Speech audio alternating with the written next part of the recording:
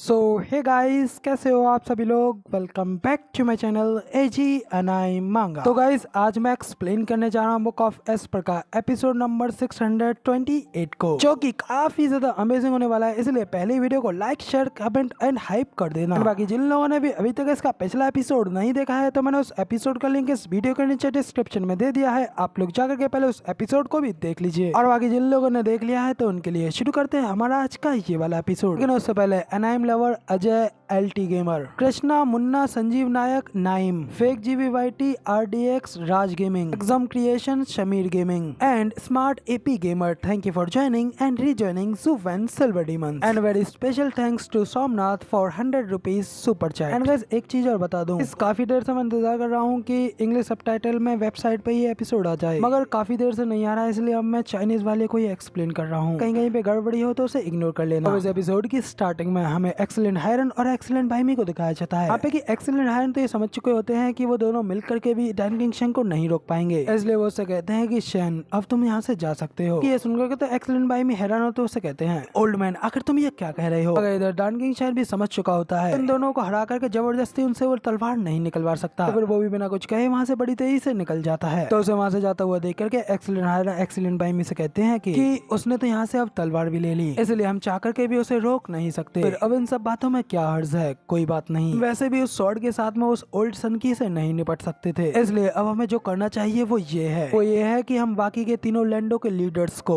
एकजुट करें और एक साथ आए और इस समय उस ओल्ड मॉन्स्टर के आक्रमण से लड़ने की तैयारी करें। और यही चीज अभी हमारे लिए सबसे ज्यादा महत्वपूर्ण है। एक्सीलेंट हैंड की ये सारी बातें सुनकर के तो भाई में भी अपना सिर हिला करके उनकी इस बात पर हामी भरते हैं। और तभी अगले सीन में हमें वापस से डैन किंग शेन को दिखाया जाता है, जो कि बड़ी तेजी से आसमान में कहीं उड़ता हुआ जा रहा होता है। तो नाखुश तो अपने मन में कह रहा होता है कि अभी अपनी करंट स्ट्रेंथ के साथ में मैं चाह करके भी दोनों एक्सीलेंटों को एक साथ हराने में सक्षम नहीं हूँ और उनसे केवल एक खतरनाक युद्ध ही लड़ सकता हूँ, जिसमें कि ये पूरा का पूरा डबल ट्रेन गैदरिंग भी तबाह हो सकती है। अगर फिर भी वो दोनों एक्सीलेंट मुझे वो तलवार नहीं लेने देते, इसलिए मुझे नहीं लगता है कि अब मैं उन दोनों एक्सीलेंटों से वो तलवार वापस कभी ले पाऊंगा। तो कहते ही डैन किंग शेन और भी ज्यादा तेजी के साथ में वहाँ से निकल जाता है। फिर अगला सीन हमें वहीं पे सुमेरु रीजन के बाहर का दिखाया जाता है, जहाँ पे डबल ट्रेन हॉल के सामने अरीना के ऊपर एक काले कपड़े पहना हुआ एक बंदा जोर जोर से कांप रहा होता है, की वजह से नहीं बल्कि वो अपनी खुशी को काबू नहीं कर पा रहा होता। और एक इवल से स्माइल हंसता हुआ कहता है कि हो गया, मैंने वेस्टरलैंड के सबसे बेस्ट, सबसे strongest person Dan king Shane को मेरे लिए अपने ऊपर दोस्त मरने के लिए मजबूर कर दिया और उसे इस बात का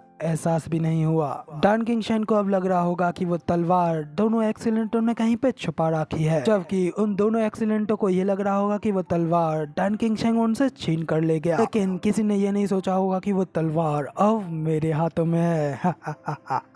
तो अब जब ज़ूफेन ये सब सोचते हुए काफी ज्यादा जोर से हंस रहा होता है, तभी ये देख करके वेनेवलियान ज़ूफेन से पूछते हैं कि ज़ूफेन, आखिर तुम अचानक से इतने ज्यादा खुश क्यों हो गए। जिस पे ज़ूफेन थोड़ा चौंक जाता है और बहाना करते हुए वेनेवलियान से कहता है कि कुछ नहीं, वो तो बस इसलिए क्योंकि अब हम वेस्टरलैंड के मिडिल 3 सेक्टरों में टॉप पर आ चुके हैं, तो इसलिए क्या इस बात पर अब हमें खुश नहीं होना चाहिए। वेनेवलियान भी कहते हैं कि हाँ, मगर लेकिन वेस्टरलैंड के मिडिल 3 सेक्टर के टॉप सेक्टर होने की घोषणा तो एक्सीलेंटों ने हमारे लिए काफी पहले ही कर दी थी, तो फिर अब आखिर इतनी देर बाद तुम इतना ज्यादा खुश क्यों हो रहे हो। मैंने तो तुम्हें अब से पहले इतना ज्यादा खुश कभी नहीं देखा। इस पर ज़ूफेन उनसे कहता है कि हाँ, वो मैं थोड़ा प्रतिक्रिया करने में थोड़ा ढीला हूँ। फिर ज़ूफेन उनसे बिना कुछ कहे वहाँ से सीधा चला जाता है। वेनेवलियान उसे जाते हुए देख करके अपने मन में कह रहे होते हैं, बात को हुए पूरा 1 घंटा हो गया, अगर तुम किसे बेवकूफ बनाने की कोशिश कर रही हो। लेकिन क्योंकि अब वो खुद इसके बारे में बात नहीं करना चाहता, तो खैर छोड़ो, जो उससे इस बारे में पूछना नहीं चाहिए और इस बात को भूल जाना चाहिए, क्योंकि वैसे भी स्टीवर्ट ज़ू तो हमेशा से ही इतना ज्यादा अजीब रहा है। वो अपनी सारी बातों, सारी चीजों को सिर्फ अपने तक ही रखता है। ये बंदा हमेशा से ही बहुत ज्यादा रहस्यमय और अजीब रहा है, इसके बारे में अभी तक किसी को भी पूरा पता नहीं चल पाया है। इसी के साथ में फिर सीन चेंज होता है और फिर अगले सीन में डबल ड्रैगन में ही ज़ूफेन के कोर्टयार्ड के रूम का सीन दिखाया जाता है। ज़ूफेन अभी भी काफी ज्यादा खुश होते हुए अपने ही रूम में आ रहा होता है। फिर जैसे ही वो अपने रूम के दरवाजे को खोल करके अंदर जाने लगता है, तभी उसे उसके गेट की साइड से डैन किंग शेन की आवाज आती है, जो कि उससे कहता है कि छोटे दोस्त, कुछ दिनों में तुम्हारे भी वापस जाने का समय हो गया है और इतने दिनों तक साथ बिताने जाने के बाद मैं सचमुच यहाँ से जाने के लिए थोड़ा हिचक रहा हूँ। जैसे ही ज़ूफेन अपनी साइड पे वहाँ पे डन किंगशन को देखता है तो वो काफी ज्यादा शॉक हो गया होता है। वो कंट्रोल करते हुए एक फेक स्माइल देते हुए उनसे कहता है कि सीनियर आखिर अब आप यहाँ पर किस लिए आए हैं। लेकिन इसी के साथ में फिर ज़ूफेन अपने मन में कहता है कि जरूरी इस बूढ़े आदमी को मेरे ऊपर थोड़ा सा शक हो गया होगा, इसलिए वो इस शक को क्लियर करने के लिए पक्का से यहाँ पे मेरी कोई परीक्षा लेने के लिए आया होगा। मगर इधर डन किंगशन ज़ूफेन से कहते हैं कि अफसोस आखिर में मैं उस तलवार को वापस लेने में नाकामयाब रहा। उन दोनों एक्सीडेंटों ने पहले ही काफी ज्यादा एहतियात बरत ली थी। जब मैं वहाँ पे गया तो वो तलवार वहाँ उस जगह पर नहीं थी। डन किंगशन की ये बात सुनकर तो ज़ूफेन भी थोड़ा खुश हो जाता है। किंगशन यहाँ पे उससे परीक्षा लेने के लिए नहीं बल्कि उससे मिलने के लिए आया होता है। ज़ूफेन भी थोड़ा खुश होकर उसकी तारीफ करते हुए कहता है कि नहीं सीनियर, ऐसा कैसे हो सकता है, मैंने खुद अपनी आंखों से आपको उन दोनों एक्सीडेंटों से अकेले ही लड़ते हुए देखा है, लेकिन फिर भी अकेले होते हुए भी आपने उन दोनों को ही घायल कर दिया, यहाँ तक कि वो लोग इतने ज्यादा ताकतवर भी थे। तो फिर आपको छोड़कर के इस पूरे वेस्टलैंड में आखिर ऐसा कौन हो सकता है जो कि उस डिवाइन स्वॉर्ड को धारण करने के योग्य हो। तो डन किंगशन भी उससे कहता है कि तुम छोटे कमीने, तुम इस तरीके से मक्खनबाजी करके मुझे बकवास मत करो, क्योंकि चाहे मुकाबला बराबरी का हो या फिर हार का, मैं हार चुका हूँ। मुझे उस डिवाइन स्वॉर्ड को रखने का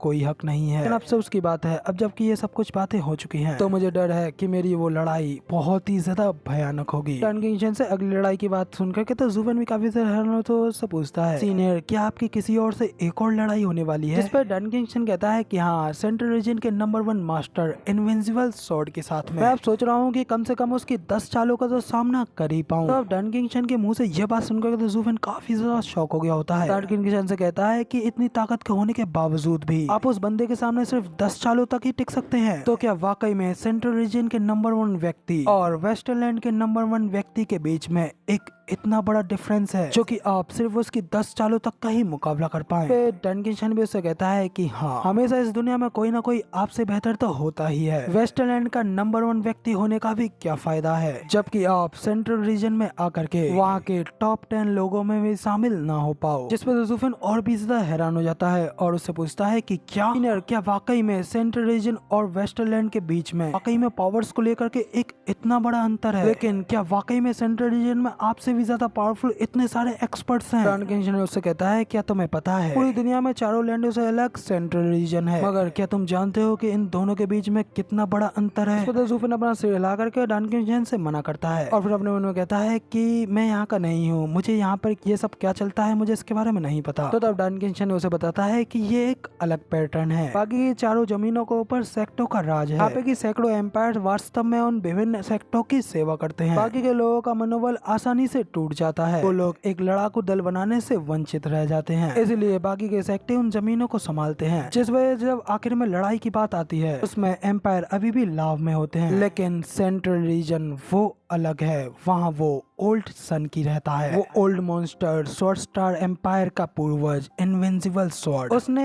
1000 या लगभग 10,000 साल पहले अपने इस एम्पायर की स्थापना की थी और ये अपनी शक्तिशाली ताकत के अलावा धीरे धीरे अपने आसपास के साम्राज्यों और सेक्टों को भी निगल रहा है और वो पूरा एम्पायर इतना ज्यादा विकसित हो गया है, वो पूरा का पूरा एरिया ही स्वॉर्ड स्टार एम्पायर के क्षेत्र का हिस्सा बन चुका है। जिस पर ज़ूफेन काफी ज्यादा शॉक हो गया होता है कि क्या एक पूरा का पूरा लैंड एक संपूर्ण एम्पायर है। ज़ूफेन अपने मन में कहता है कि अब कोई आश्चर्य नहीं है, इसी वजह से सेंट्रल रीजन आज इतना ज्यादा पावरफुल है। तो बाकी की जमीनों के ऊपर अलग अलग सेक्टरों से बिखरी हुई जमीनों से बिल्कुल अलग है, जो कि बाकी किसी भी जगह से इतना ज्यादा शक्तिशाली है। तो डन किंगशन ज़ूफेन से आगे कहता है कि लड़के मैं ये देख सकता हूँ तुम एक ऐसे व्यक्ति हो जो कि काफी ज्यादा महान कार्य करने के लिए बने हो, तुम्हारा स्वभाव भी बिल्कुल उस ओल्ड मॉन्स्टर की ही तरह है। पूरी भीड़ को अपने पीछे फॉलो करवाओ और इस दुनिया पर अपना राज कमाओ, तुम्हारा भी स्वभाव बिल्कुल वैसा ही है, लेकिन तुम्हें जल्द से जल्द अपनी इन कार्यवाहियों को तेज करना होगा